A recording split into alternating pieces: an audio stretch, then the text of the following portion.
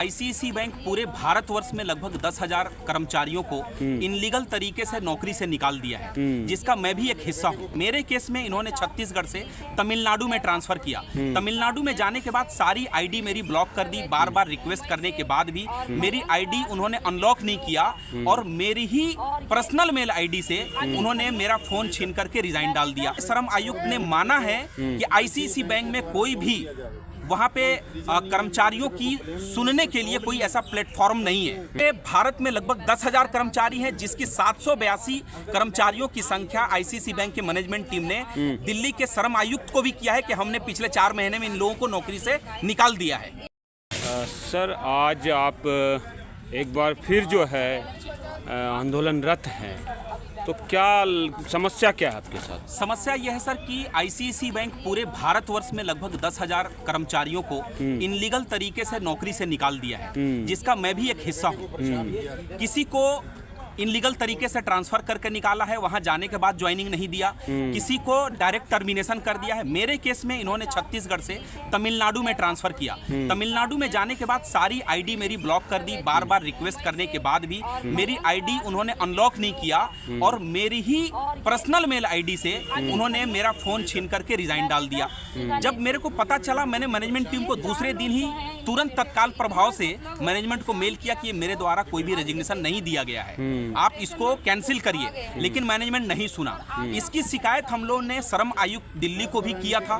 वहां पे श्रम आयुक्त ने माना है कि आईसीआईसीआई बैंक में कोई भी वहाँ पे कर्मचारियों की सुनने के लिए कोई ऐसा प्लेटफॉर्म नहीं है। वहाँ पे कुछ भी प्रॉपर तरीके से ऑर्गेनाइज नहीं है और आईसीआईसीआई बैंक हम लोग को परेशान निरंतर कर रहा है।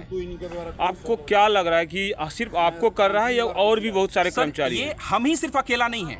पूरे भारत में लगभग 10,000 कर्मचारी हैं, जिसकी 782 कर्मचारियों की संख्या आईसीआईसीआई बैंक के मैनेजमेंट टीम ने दिल्ली के श्रम आयुक्त को भी किया है कि हमने पिछले 4 महीने में इन लोगों को नौकरी से निकाल दिया है। अच्छा, ये पूंजीवाद का जो है विभत्स रूप है या कि जो है कुछ ऐसे आरोप लगाएंगे आपके ऊपर? नहीं सर, ऐसा कोई आरोप नहीं है। डायरेक्ट उन्होंने ट्रांसफर किया है। ट्रांसफर करने के बाद हमारी आईडी को ब्लॉक कर दिया है। किसी भी प्रकार का कोई भी एलिगेशन नहीं लगाया है। पहली बार, दूसरी बार जब आपने नहीं बात किया, जब आपने तो उन्होंने कुछ बहाना तो बनाया होगा ना। किसी को फांसी देते हैं गलत तरीके से तो बहाना, चोर डकैत भी बहाना करते हैं। तो देखिए, पूंजीवाद तो है, अमेरिका की तरह देश चल रहा है, तो बुराइयां तो होंगी निश्चित रूप से। और ये ऐसे में कोई न कोई बहाना भी होगा उनके सर। बहाना बस इतना ही है उनके पास कि जो बैंक में इनलीगल तरीके से काम चल रहा था, जो गलत पैसों का हेर फेर हो रहा था, हम लोगों ने उसको उजागर किया है। अच्छा, उस उजागर करने का पनिशमेंट है कि हमारा जो है नॉर्थ इंडिया से साउथ इंडिया में ट्रांसफर कर दिया, ताकि ये कर्मचारी नौकरी ही छोड़ दे। यानी कि जो है बहुत बड़े घपले की चल रहा था बैंक में, जो हम लोगों ने उजागर किया है। हमारी एक कर्मचारी ने उजागर किया है, उसको भी नौकरी से निकाल दिया है। गलत तरीके से सेबी के प्रमुख को भी पैसा दिया जा रहा था। हम लोगों ने छोटी छोटी चीजों को, वो तो बहुत बड़े मुद्दा हो गया, हम लोग छोटी छोटी चीजों को मुद्दा को उठाए। बैंक को लगा कि ये घातक है, तभी हम लोगों को परेशान करने के लिए। केंद्र सरकार के लिए भी ऐसे लोग आफत हैं या वो सब मिले जुले लोग हैं? सर, बिल्कुल केंद्र सरकार के लिए आफत है। केंद्र की जो सरकार चल रही है, ये केंद्र सरकार की बदनामी है। इससे भी प्रमुख को इनलीगल तरीके से पैसा दिया जा रहा है, तो ये तो उनकी बदनामी है। बीजेपी की सरकार रहते हुए, इतनी अच्छी सरकार रहते हुए, अगर आप गलत काम में इन्वॉल्व हैं, बैंक इनलीगल तरीके से लोगों को पैसा बांट रहा है, अगर हम उसकी वॉइस रेस कर रहे हैं, अपनी आवाज उठा रहे हैं और हमारी आवाज को दबाने के लिए हमको भारत से बाहर भेजने को बात कर रहा है, दो बातें चल रही है देश में। जो सरकारी नौकरियां कम होती जा रही है, सरकार इस पे जोर दे रही है। एक तो इससे जनता में परेशानी है। दूसरा क्या है कि आम जनता जब बैंक जाती है सरकारी बैंकों में, तो उनका रवैया बहुत ही शर्मनाक होता है, और जो प्राइवेट आप जैसे लोग हैं, इनका रवैया बहुत अच्छा होता है। तो इनको कैसे बैलेंस किया जाएगा? एक तरफ जो है आपके साथ होने लगता है गलत, और जब सरकारी नौकरियां होती है तो वो जनता के साथ करने लग जाते हैं गलत। देखिए, जनता सरकारी नौकरियों वाले क्या करते हैं एम्प्लॉई सरकारी बैंक में? हम सरकारी बैंक के एम्प्लॉई तो नहीं। सरकारी अगर नौकरी मिल जाती आपको तो ये समस्या तो उनकी हिम्मत नहीं होता। बैंक का कर्मचारी कभी नौकरी है कहाँ? नहीं, मैं उस पे आ रहा हूँ कि सरकारी नौकरियां मिल जाती तो इतनी हिम्मत नहीं होती। देश में कानून है, सुप्रीम कोर्ट है, और जब सरकारी नौकरी मिल जाती है तो जनता को कुछ खास तरह से परेशान करने लग जाते हैं। तो ऐसा कोई रास्ता तो होना चाहिए ना देश में कि एक तरफ तो जो है आप जैसे अच्छे ईमानदार लोगों को भगाया जाता है, थोड़ा सा ईमानदारी से काम करो तो उन पे एलिगेशन लगा करके आज इस तरह से सुसाइड करने के जो आप बात कर रहे हैं, मैं नहीं कर रहा हूँ, उसकी आ जाती है स्थिति। तो ये बीच का रास्ता क्या होगा?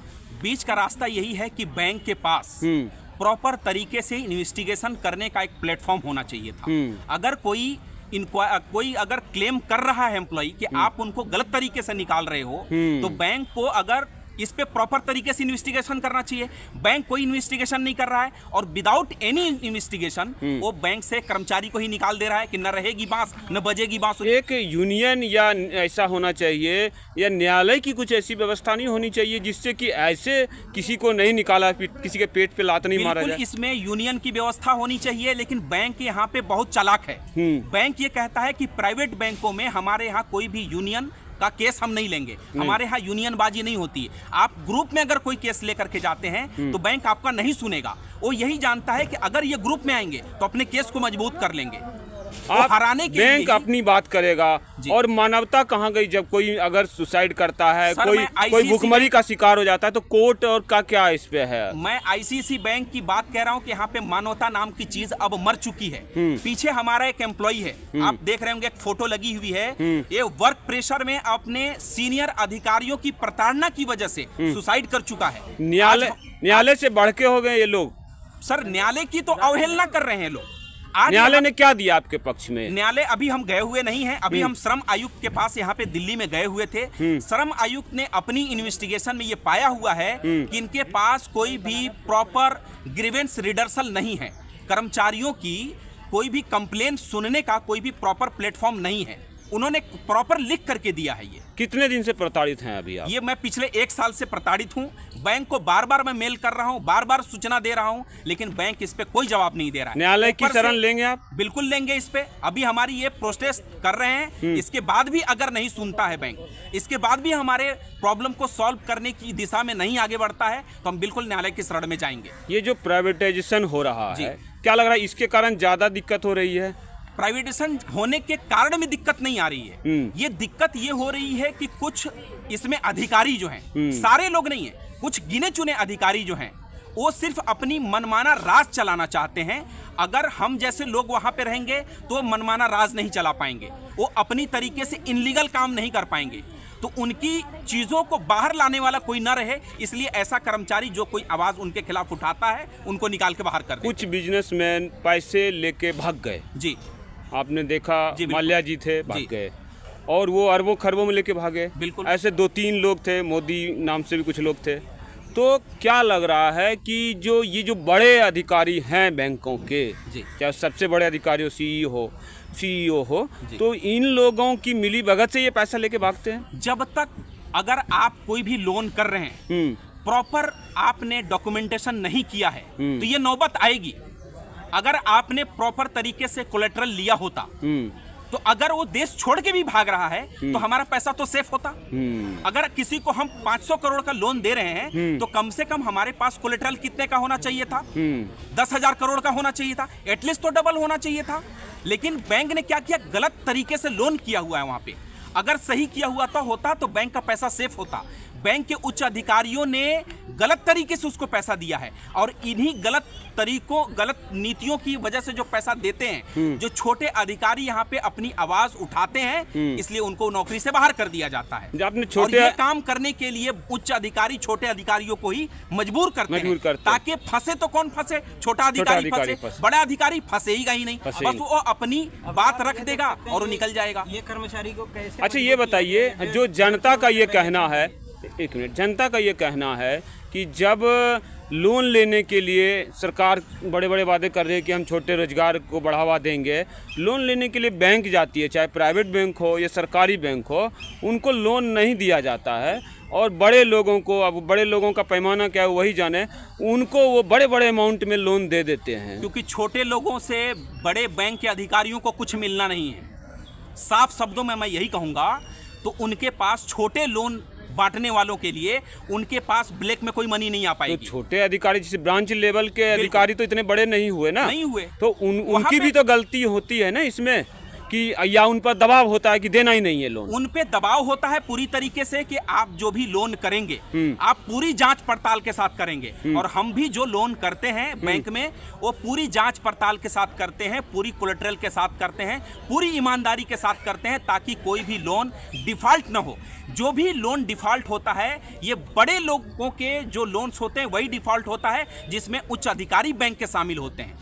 जो ब्रांच लेवल से जो लोन होता है एक भी डिफॉल्ट होने के केसेस नहीं सामने आते। ये जो भी डिफॉल्ट होता है जो बैंक के सीनियर अधिकारी इन्वॉल्व होते हैं, जिसमें लेन देन का मामला होता है, वही लोन डिफॉल्ट होता है। तो आप देख रहे हैं एक तरफ जनता को जो है अधिकारी जो है लोन नहीं देते हैं, और जब जो काम करते हैं सही से तो उसमें भी यह है कि सब बड़े अधिकारियों के कारण। आपको भी कुछ कहना है? सर जी